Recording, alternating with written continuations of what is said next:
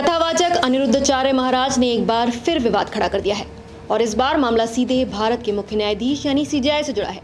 अनिरुद्धाचार्य ने अपनी कथा के दौरान सुप्रीम कोर्ट के चीफ जस्टिस बीआर गवई को लेकर तीखा बयान दिया, जिसने सोशल मीडिया और कानूनी सर्किट में हलचल मचा दी है।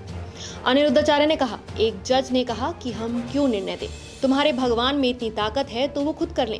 जज साहब से सवाल है, जब सब काम भगवान ही कर लेंगे तो आप क्यों कुर्सी तोड़ रहे हो? आपको इसलिए जज बनाया गया है कि आप न्याय करो। भगवान चाहे तो हिरण्यकश्यप की छाती फाड़ सकते हैं और रावण को भी मार सकते हैं। तुम्हें भी हिरण्यकश्यप की तरह अपनी छाती फड़वानी है तो बताओ। इस बयान के बाद सोशल मीडिया पर कई लोग इसे सीजेआई को धमकी देने जैसा बता रहे हैं। कुछ यूजर्स ने लिखा, ये सिर्फ सुप्रीम कोर्ट के सीजेआई बीआर गवई जी का अपमान नहीं, ये पूरे एससी समाज का अपमान है।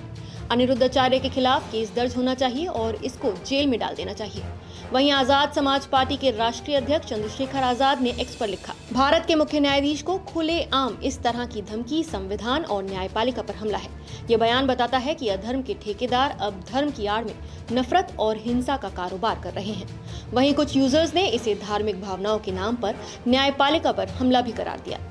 अगर बात कानून की करें तो क्या ये अवमानना यानी कंटेम्प्ट ऑफ कोर्ट हो सकता है? तो भारत में कंटेम्प्ट ऑफ कोर्ट्स एक्ट 1971 के तहत अदालत या न्यायाधीश की गरिमा को ठेस पहुंचाने वाला कोई भी बयान क्रिमिनल कंटेम्प्ट माना जा सकता है। क्रिमिनल कंटेम्प्ट तब होता है जब कोई व्यक्ति न्याय के कामकाज में बाधा डालता है, न्यायाधीश को डराने धमकाने की कोशिश करता है या उनके निष्पक्ष निर्णय पर दबाव डालता है। सुप्रीम कोर्ट को संविधान के अनुच्छेद 129 और 142 के तहत ये शक्ति भी मिली है कि वो ऐसे मामलों का खुद संज्ञान यानी सुओ मोटो कॉग्निजेंस लेकर कार्रवाई कर सकता है। आपको बता दें कि ये विवाद शुरू हुआ था खजुराहो स्मारक समूह के जवारी मंदिर से। यहाँ भगवान विष्णु की 7 फीट ऊंची सिरकटी प्रतिमा मौजूद है। याचिकाकर्ता ने सुप्रीम कोर्ट से मांग की कि मूर्ति की पुनः प्रतिष्ठा की जाए। सुनवाई के दौरान जस्टिस बीआर गवई और जस्टिस के विनोद चंद्रन की पीठ ने याचिका को खारिज करते हुए कहा कि ये मामला पुरातत्व सर्वेक्षण विभाग यानी एएसआई के अधिकार क्षेत्र में आता है। इसी दौरान चीफ जस्टिस गवई ने टिप्पणी की, अगर आप भगवान विष्णु के भक्त हैं तो प्रार्थना करिए, जाइए और भगवान से ही कुछ करने को कहिए। सुनवाई में ये भी कहा गया कि याचिका सिर्फ प्रचार के लिए दायर की गई थी। बाद में चीफ जस्टिस ने स्पष्ट किया कि वो सभी धर्मों का सम्मान करते हैं। जस्टिस गवई की ये टिप्पणी पहले ही सोशल मीडिया पर आलोचना झेल रही थी और अब अनिरुद्धाचार्य के बयान ने इसे और गंभीर बना दिया है। उनके शब्दों को कुछ लोग सीजेआई की गरिमा पर हमला मान रहे हैं, जबकि कुछ इसे धार्मिक दृष्टिकोण से सही भी ठहरा रहे हैं।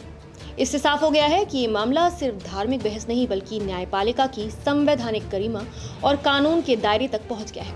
अब सवाल ये है कि सुप्रीम कोर्ट इस पर क्या कदम उठाएगा और क्या अनिरुद्धाचार्य के बयान को अवमानना की श्रेणी में रखा जाएगा।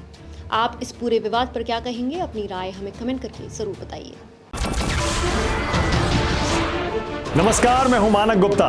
अगर आपको हमारा ये वीडियो पसंद आया हो तो इसे लाइक और शेयर जरूर करें और हाँ, हमें सब्सक्राइब और फॉलो करना ना भूलें ताकि आप देश और दुनिया की कोई खबर मिस ना करें।